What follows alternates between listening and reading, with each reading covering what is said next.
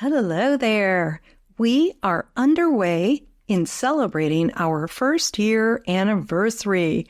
And if you don't already know about it, I'm hosting a raffle and giving away more than $2,000 worth in cash and prizes. So if you or a friend have access to an Apple product, you can enter to win. For the complete details, go to sayyesToYourSoulPodcast.com. All right, here we go with another soulful episode.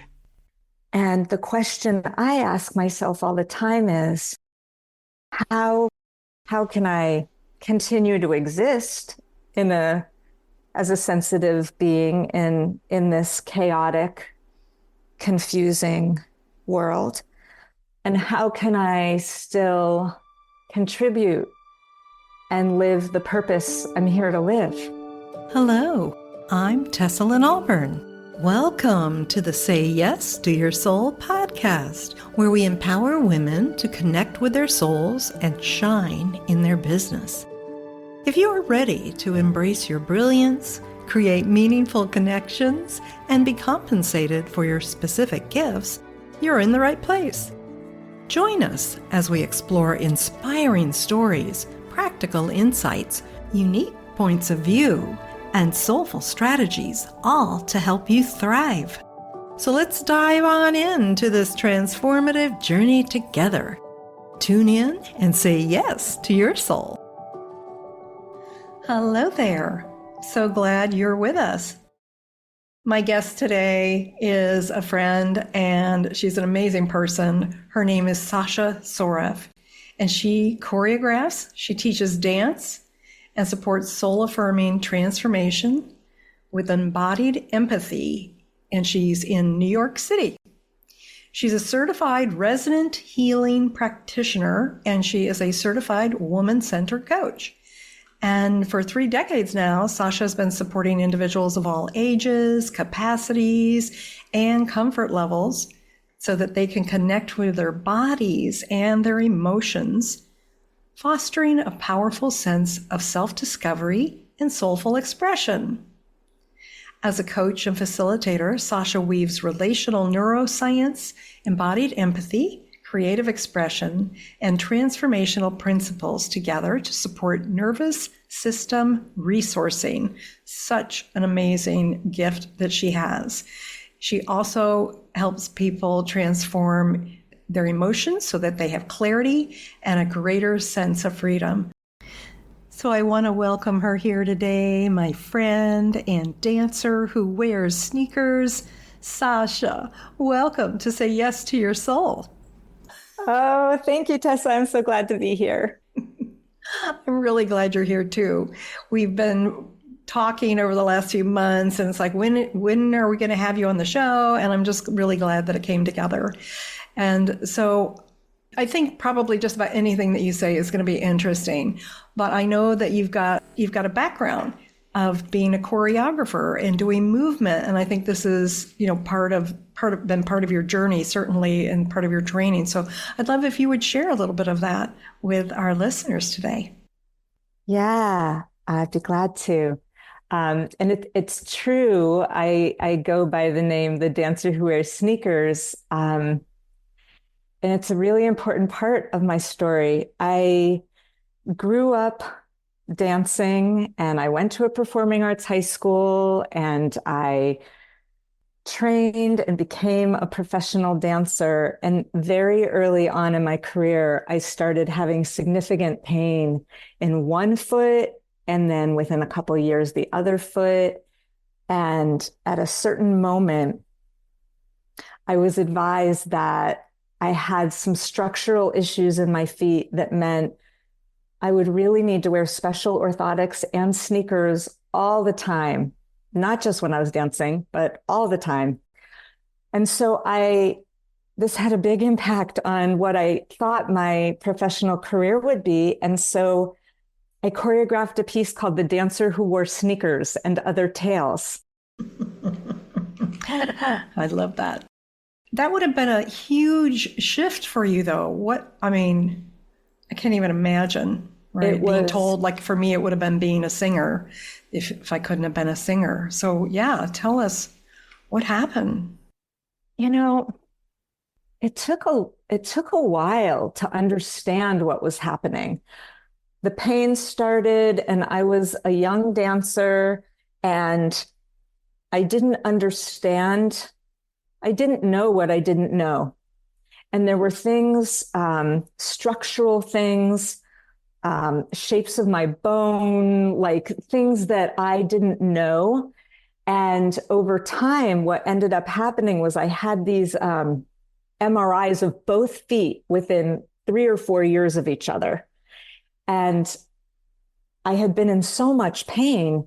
And I was studying kinesthetic anatomy at that time with Irene Dowd, a brilliant anatomist who really helps dancers and people understand in a very full, embodied way how we move, how our muscles support us, what's happening in joints. And she and the team of doctors were looking at the MRIs, and she helped me realize actually that I had something called fat pad atrophy, which means I don't have adequate cushions on the soles of my feet to protect me from impact. Ooh, chilling. Yes. Yeah, I remember once I got to perform in a company I was dancing with at the Toronto Fringe Festival, and I literally was on crutches, got to the theater, went out and performed, came off stage, put my feet in ice. It's like that didn't last very long, though. It ultimately wasn't sustainable. And I made a choice in my late 20s that I was really going to focus on choreography and teaching dance. And I wasn't going to take class for a dancer, at least this dancer, being in class, pure joy. And as a modern dancer, being in class barefoot, pure joy. So that was a pretty big change. And I'll say one other thing about it. I feel grateful to have metabolized it in some ways and brought it forward with creative expression. Yes. Becoming the dancer who wears sneakers.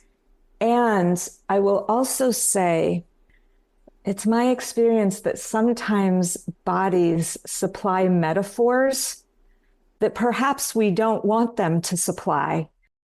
In my case, the metaphor was inadequate cushioning against impact.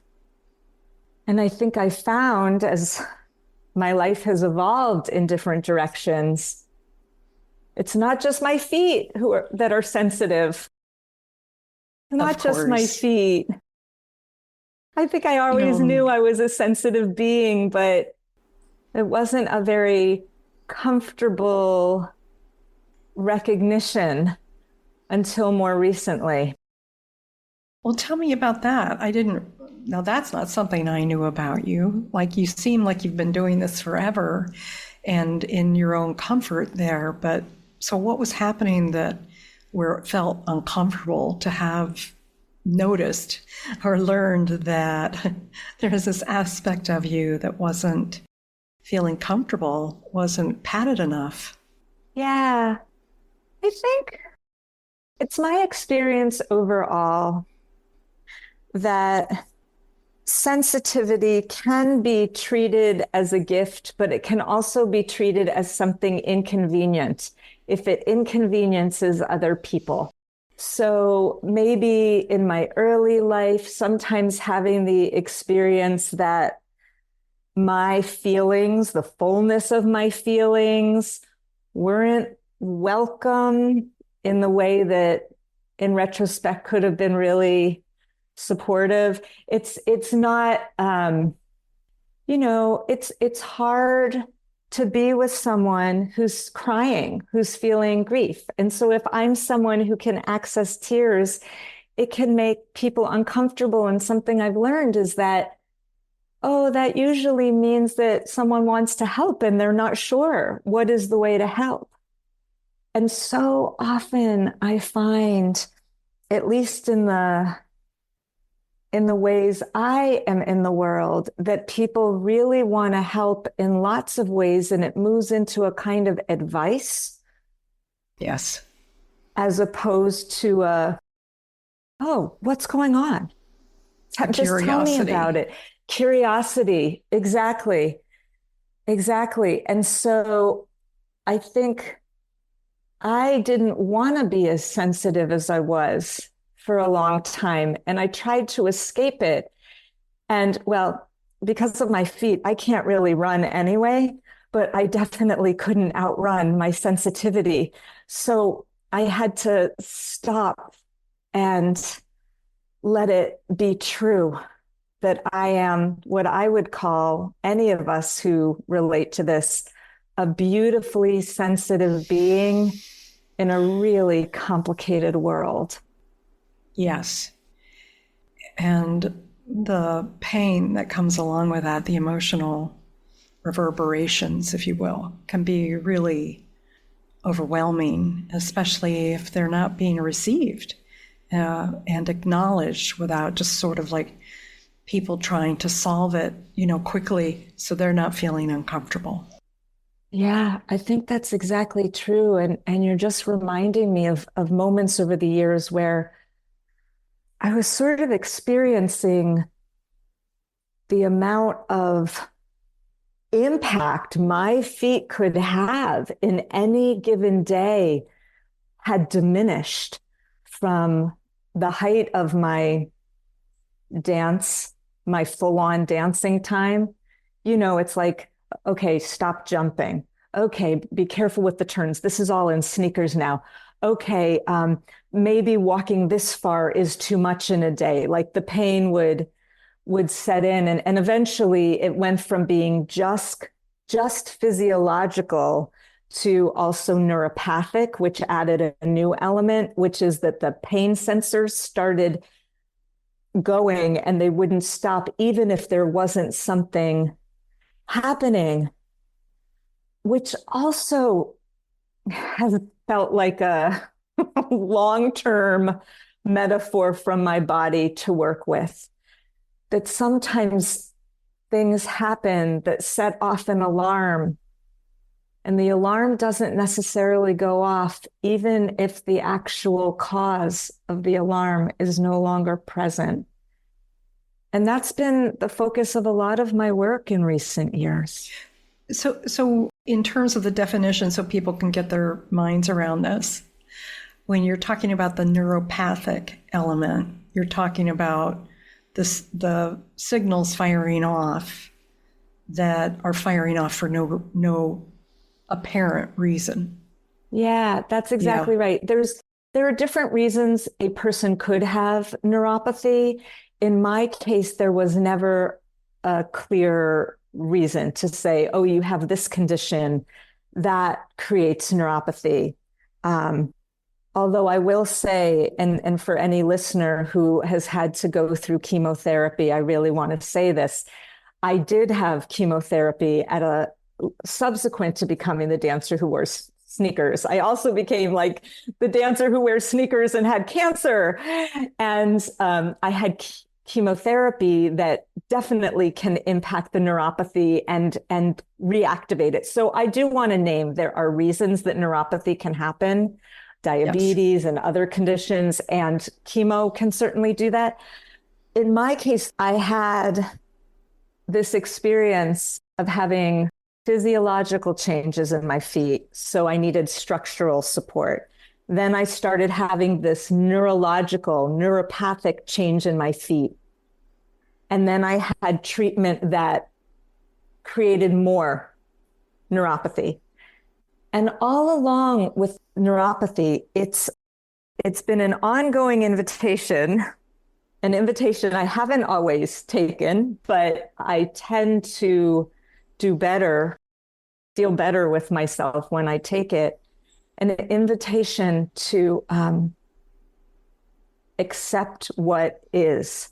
even if it's not what I want to be happening. Beautiful. And even thinking about that right now is there are feelings there. Do you want to share what's coming up right now as you're talking about it? Yeah, thank you. Well, I will name what I'm noticing happening in my body. Immediately, I started feeling heat rising up into my face and this sense of sadness, like this, like tears in the back of my eyes, but a sense that tears could rise up out of my eyes, and an expression of like pain could come out of my mouth. Like, this isn't what I want to be happening. Mm. And that surprising moment when I accept what is, including my disapproval of what is, including my rage about what is, my grief about what is, my fear about what is and the future it could imply. But then I'm also standing somewhere all of a sudden. I'm standing in truth. Yes. I think one thing that I really appreciate about who you are and what you stand for is creating this and allowing the space inside, right, to digest, to integrate, and then to express. It's really beautiful. Thank you. As you say that, first of all, I notice I took a breath inside myself. And this to me is exactly what it is to stand in truth. It's empathy, embodiment, and expression. It's empathy,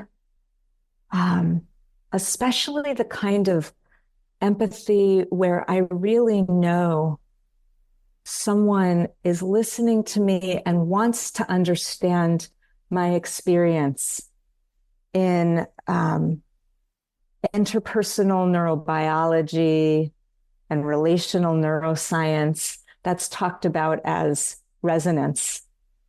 Yes. Daniel Siegel and Sarah Payton and many others talk about that kind of real attuning where you're really with someone. And so that's the kind of empathy I mean. And then embodiment, what is actually happening for me, for you as the person with me? Is there breathing? Is it shallow? Is it deep? Is it held? Is the breath being held? It's that tuning in to what's happening. What are the signals my body's sending me? And then expression. And I feel such a sense of movement when all three of these things are put together. And joy. And joy. And isn't that so bewildering that there could be joy in the midst of pain? It is bewildering. And yet, both you and I know that it can happen. It does exist. Joy can exist there. Yeah. And I think this is perhaps where we were being led today to explore the relevancy of that concept at this time in our juncture, in the politics and the world and the everything that's happening, turmoil, chaos. Yeah. There's so much turmoil and chaos and suffering. And I think if I am a beautifully sensitive person, for anyone who would identify as a beautifully sensitive person, it is so important to know how to stand in truth. And just to be super explicit, stand in truth can be sitting, it can be lying down, it can be using a wheelchair, it can be whatever the physical being is with. So I want to be clear that when I say standing, it's like this deep internal sense of, I know something and I'm standing for it. And that to be a beautifully sensitive person and stand in the truth of things are scary, things are hard. There is lots of pain, potentially internally, for sure, everywhere we look, locally, nationally, globally. And the question I ask myself all the time is, how can I continue to exist as a sensitive being in this chaotic, confusing world? And how can I still contribute and live the purpose I'm here to live? Well, those are both very powerful questions. And I love that you have them together. I'm curious, when it comes to the people that you work with, that you help them to embody their empathy, their self-empathy, their self-acceptance, all of this, and acceptance of everything else. What comes up for them, if you can share this, when they ask, or you ask them, how can I still exist? Yeah, I think it varies a lot by person and maybe by the same people on different days, because there's so much happening inside and out. One thing that I hear a lot is that there's a sense that it is important to be embodied. There's a growing sense that being aware of what is happening with one's nervous system, what are the signals the body is sending, that it is really important to tune in for so many reasons. But that it can be really overwhelming to do that, especially for any of us who have been trained to be cerebral and to be logical and to try and solve problems from our heads. We can say, oh, I want to go from my head to my heart. We can say, I really want to tune in and know what's happening. But I think it's not necessarily obvious how to do that in a sustained way that is kind to oneself. And that this is where the idea of relational neuroscience, so many of the ideas that are coming through in that interdisciplinary work is that we are understanding more about our brains and nervous systems in relation to each other. That human beings are in relationship with other human beings, and that there can be so much that gets triggered, that can be dangerous, that can be alarming.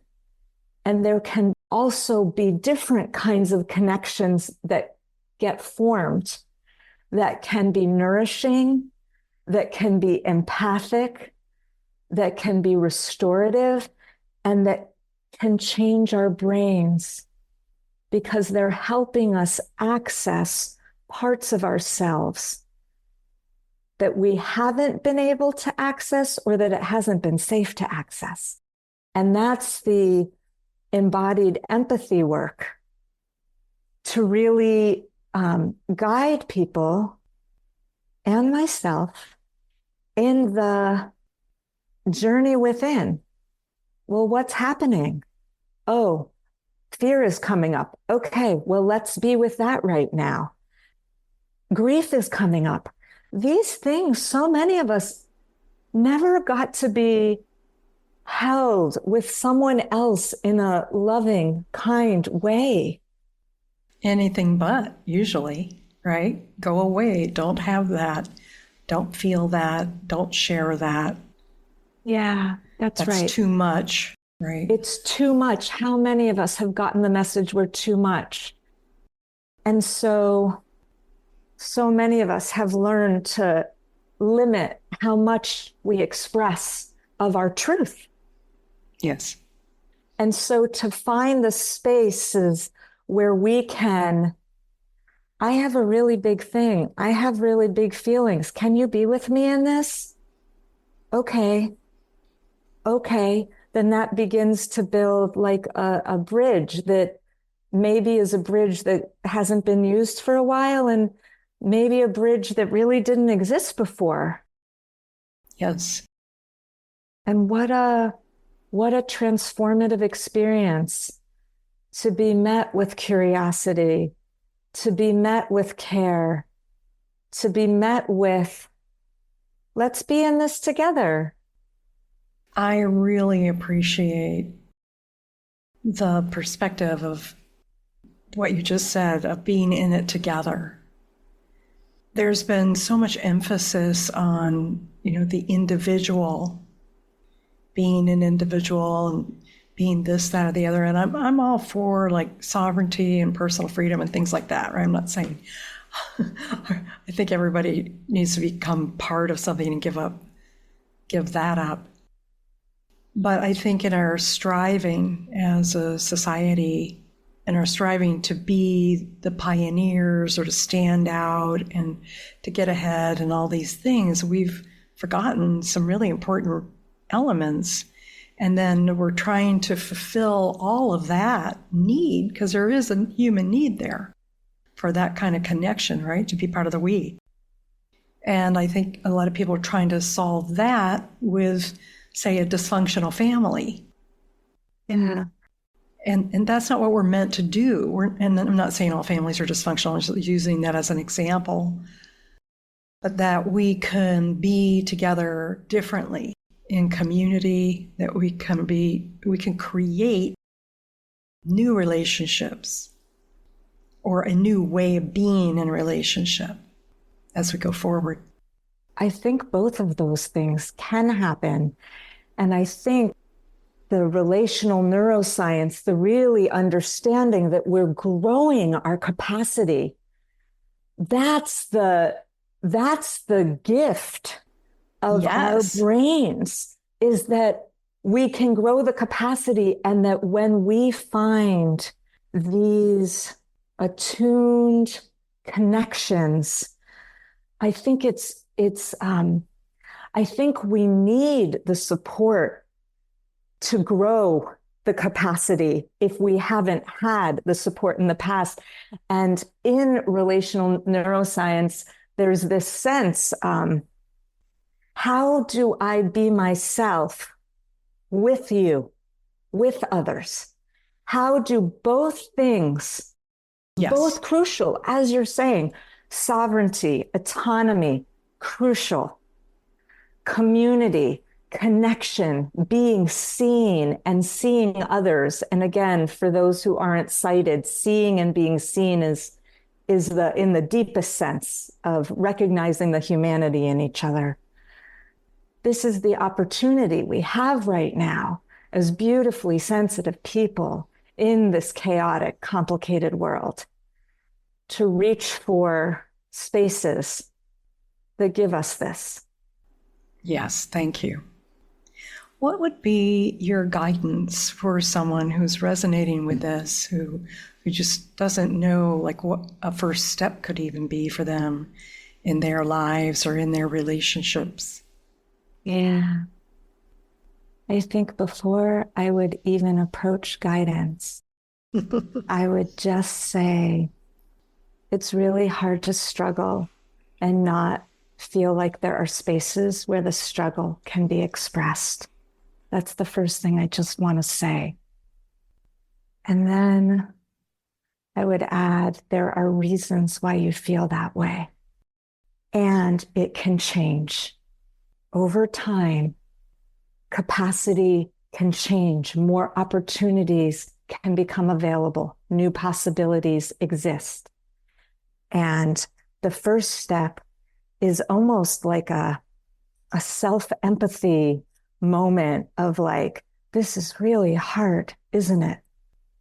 Or I feel overwhelmed, or I have big feelings and I'm not sharing them, and I don't know if it's okay to, or if I want to.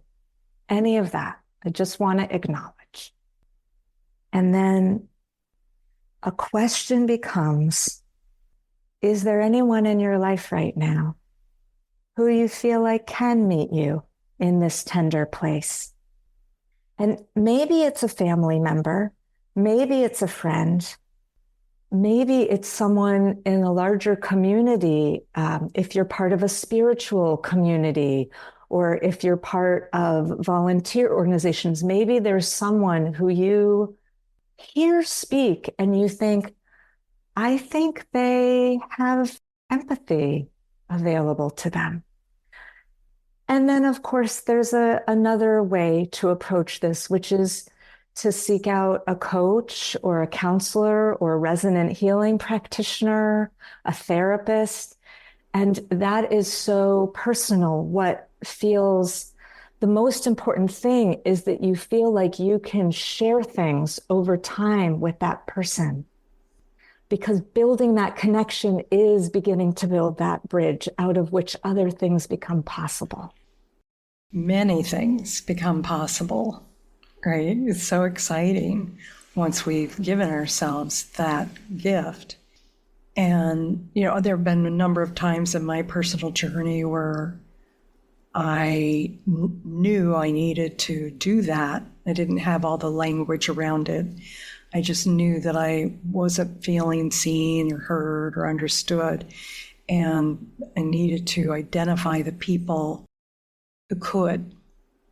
And at one point in my life, I literally contacted the ones, I made a list, and I was like, I crossed a lot of people off.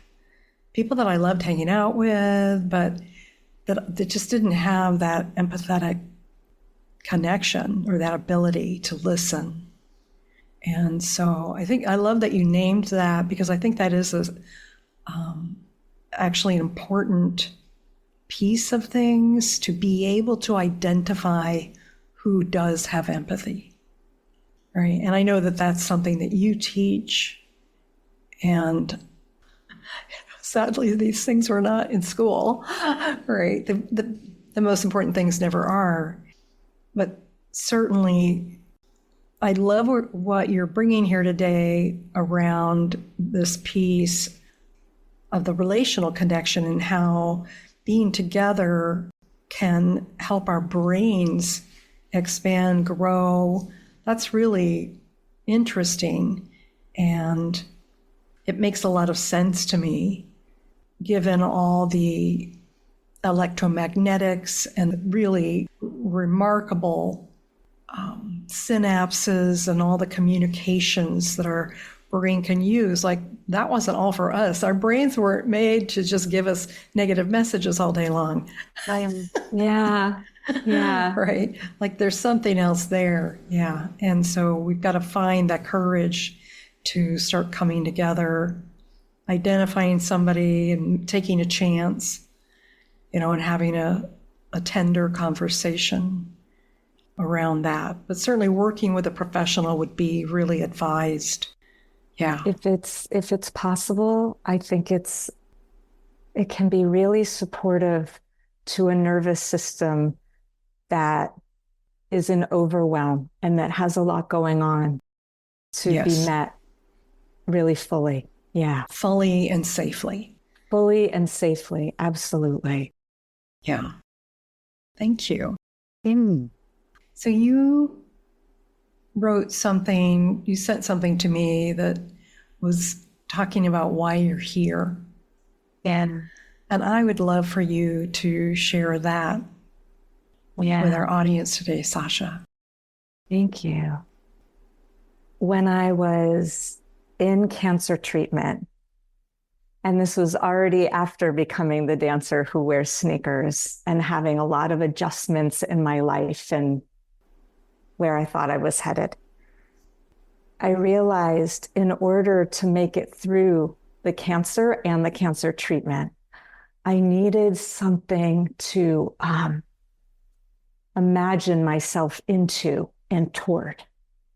And as I reflected on that, I realized that there are sort of like a circle or a diamond, that there were at least four, but four really important elements of how I wanted to live: empathy, healing, spirituality, and movement.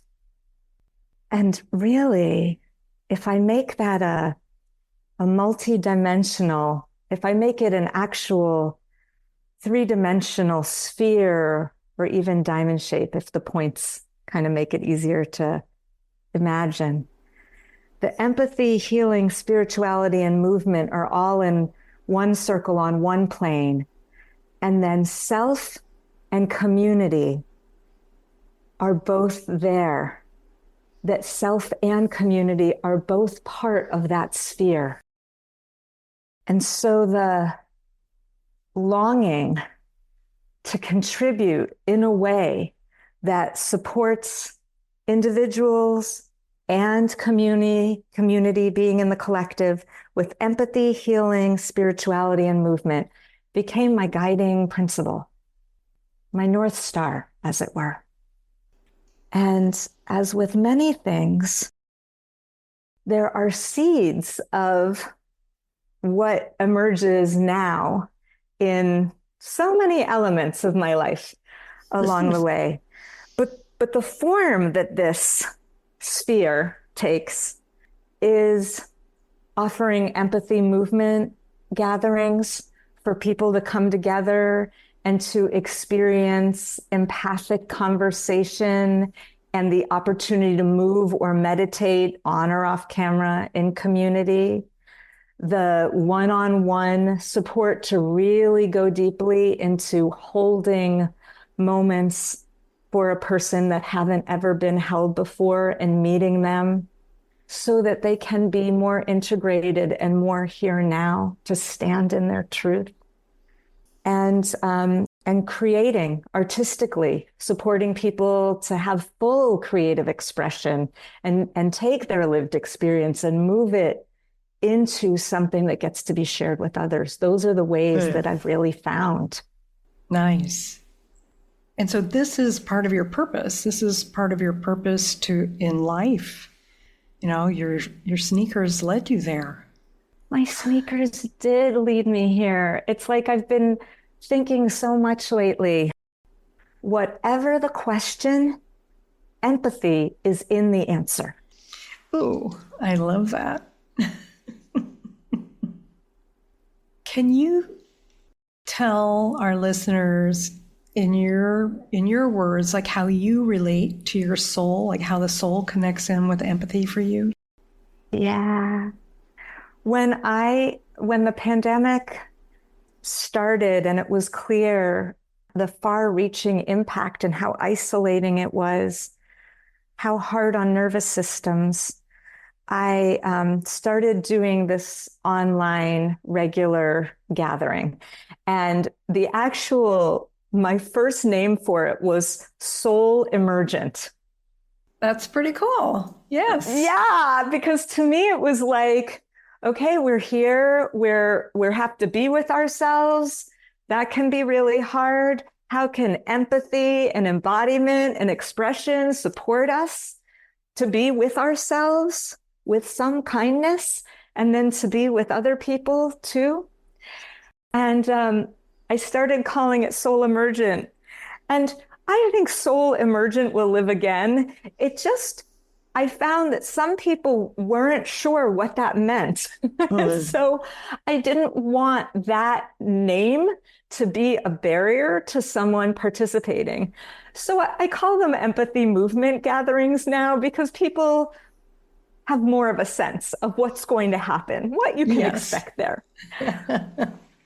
And to me, they are definitely soul emergent experiences, because when we stand in our truth, that is a moment of our soul being revealed.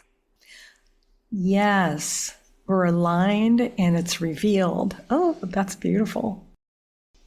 I'm going to quote you on that. Okay. So clearly your journey has completely redefined you from, the beginning years of who you thought you were going to be and what you would do here. And you bring, a lot of, I would say my experience of you is that you bring a lot of not just empathy, but true understanding, of the journeys that people are struggling with. That's the intention, certainly. I mean, I think, isn't it a relief that someone knows what it is like to experience darkness and is reaching for light, and that we have different ways, those of us who know what that means, we have different experiences of darkness and light. And there's something so relieving about knowing that it's understandable, that there are reasons this happens, and there's a way through. Yes, beautiful. So, Sasha, sadly, our time is coming to a close in a few minutes here. So I know that you have something that you wanted to share with the listeners in terms of like something that they can practice with, or as a practice, a tip or guidance, the piece that we discussed. Yeah. So what I actually want to bring forward is, however you're feeling right now as you're listening, I invite you to make a movement. However you're feeling right now, just make a movement. And you can even make more than one movement. You don't have to make just one. You can start dancing, whether you're seated or standing or whatever position supports your body. And so that's part one. Making a movement of whatever you're feeling right now, whatever is happening for you. And then the second, if you want, you can stay with the first only and have a dance party with or without music. Whatever the movement is, the second part is meeting that movement with empathy. Oh, wow, it seems like you're feeling really excited right now, huh? Or, oh, you don't even really have the energy to move. Maybe you're feeling really blue. Maybe you're feeling low. Oh, okay, that's okay. So it's like this embodied expression that can be moving your hands. It can be blinking your eyes. It can be so small. It can be internal, or it can be full on, full body movement. And then this piece of being with yourself, like an empathic response, like, oh, are you so angry right now? I just saw you stomp your foot. Are you furious? So that's the invitation I want to offer. I love that. So it's the empathic acknowledgement with kindness. Yes. Yes. Yeah. You said something earlier when we were speaking about, and this is tied right in to whatever they're feeling. Yeah. But there's a reason, right? That's it. There's a reason. You make sense. As my mentor, Sarah Payton, would say, you make sense. So whatever the movement, Oh, you feeling this way? Oh, yeah. There's a reason for that. Okay. Yeah, I get it. And I wonder if any of you try this, I would welcome hearing what that experience is like for you. And if there's something that softens meeting yourself with that movement and empathy moment. I think you're even inspiring me. I'm fairly empathetic, but I can get a little bit judgy of myself when I'm angry. So I think I'm going to apply this the next time that my temper flares up. Well, I shouldn't say it's my temper. It's just my feelings. Something is coming up. Yeah. Yes. Yeah. Absolutely. There's always a reason. Sasha, thank you so much for being here today. And I want you to be able to share your website and how people can get in touch with you. So please go for it. Sure. My website is, I'll say it and then I'll spell it, SashaSoreffDance.com. SashaSoreff,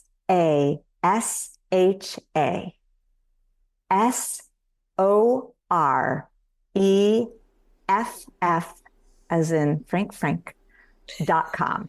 SashaSoreffDance.com. And you can send me a message there, a comment there. If you tried this, I'd love to hear about it. And before we go, Tessa, I want to take a moment to celebrate you and this podcast, which is so beautiful. And here, with the first anniversary coming up, Yes. I'm so grateful that you say yes to your soul and brought this forward. Thank you. I received that. And I have many feelings about it. And they're all my truth right now. Yeah. So you can make a lot of movements about them. I can. I can make a lot of squiggles. I'm like, woo, we made it. A lot of phew, we made it through a year. There are a lot of layers. Thank you. And I am so happy that you could be here to celebrate with me as we approach that time very soon. Yeah, me too. Thanks, Tessa. Okay, I have one last thing. I didn't tell you about this. I'm doing this now and it'll be sort of mixed in terms of consistency, because I didn't ask a lot of my guests previously, and I'm just starting to ask them. I want to ask a quirky question of you, just like this. I've got a list of questions. Says Sasha, what I would like to know is if you were going to be stranded on a desert island and you knew about it and you could pack one book, what would that one book be? I can feel my heart racing with having to choose only one book. But that being said, I'm like, oh my goodness, how long will I be on the island? Octavia E. Butler's Parable of the Sower is one of the most searingly beautiful books I've ever read. Octavia E. Butler, who like an Afrofuturist, able to imagine the future with such prescience that it's actually things she wrote about are coming true in a scary way right now. Yes. And her, and as someone who tells a story that weaves together an understanding of history and the biblical, like with all its portent, and creating a new form of spirituality with her protagonist, God is Change, is a part of that story. I think, and also Toshi Regan, with her mother, created the Parable of the Sower opera. So there's actually music. So maybe with the book, I'd be allowed to bring the music with me. But it brings a person through such learning, and how would I respond in dire situations, because we're in the dire situations now. Yes. And there's still a through line of hope. So I think I would have the hope, if I read that it would be nourishing. Oh, thank you. That sounds beautiful. I haven't read it, but that sounds amazing. I want to check that out. Thank you so much for bringing that. Yeah. Okay. I'm feeling fulfilled and a little bittersweet, a little sad that we have to say goodbye right now. And I'm also happy because I know that I will be able to be in touch with you. Okay. And I'm really grateful that you took the time to be here and show up fully embodied in your amazingness. And, I can see you, right, being here on the video. I can see your movements and the full expression of you. And I also want to know if you've got your red sneakers on today or some other color. Oh, interesting. Today I have gray sneakers on, but I have my red sneakers nearby and pink sneakers nearby and blue sneakers nearby. I have an array of sneakers. You have an array. Yeah, it's amazing. Okay. So my mind just was like, I think I have to see the sneaker. Now I know I'm good to go with the gray. All right. Thank you. So thank you so much for being here and just being you and bringing on your wisdom, your amazing wisdom. I really appreciate you. Thank you so much. Thank you, Tessa. All right. I hope and trust that you are receiving something delicious here today, whatever it is that you're feeling. And I wish you an amazing week, and I look forward to being with you again next week. Bye-bye for now. Bye. All right. Thank you for joining us for this week's delicious episode. Before you jump off, I wanted to remind you to get entered in the raffle this month because I'm giving away more than $2,000 worth of prizes in both private sessions and actual cash. What are those prizes, you ask? Well, one of them is a private 75-minute soul light healing session with me. And that can be healing on various levels. It might be releasing trauma or tuning up your body or your emotions or clearing things like past lives and karma that's been, energetic debris holding you back. This session can be very helpful and sometimes have dramatic results in relationships, money, and in your health. And we're going to do that together on Zoom, so it doesn't matter where you live. The second prize is a 60-minute coaching session with me, and that's also going to be on Zoom. So if you want support or clarity for your goals, like help with getting started with a project or just creating an action plan, that is going to be an amazing session. You'll be surprised at how much you come away with. The third prize is a personalized meditation that I will design especially for you. And of course, it's going to be yours to keep.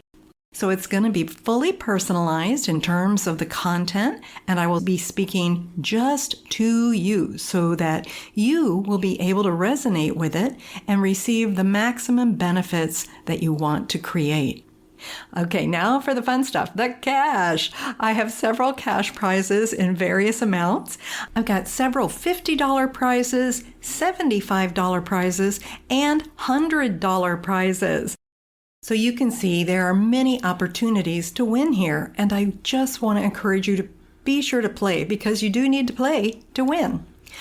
All monetary prizes will be delivered through PayPal or Wise. And if you have a different currency, it'll be automatically converted for you. So as long as you have access to an Apple device, you can play. And all the instructions are available on our website at sayyes2yoursoulpodcast.com. That's sayyes2yoursoulpodcast.com. And if you need any support in completing your raffle entry, my team is ready to help you with that. You'll find their email on our webpage as well. So that's it. All the best to you, and may you say yes to your soul.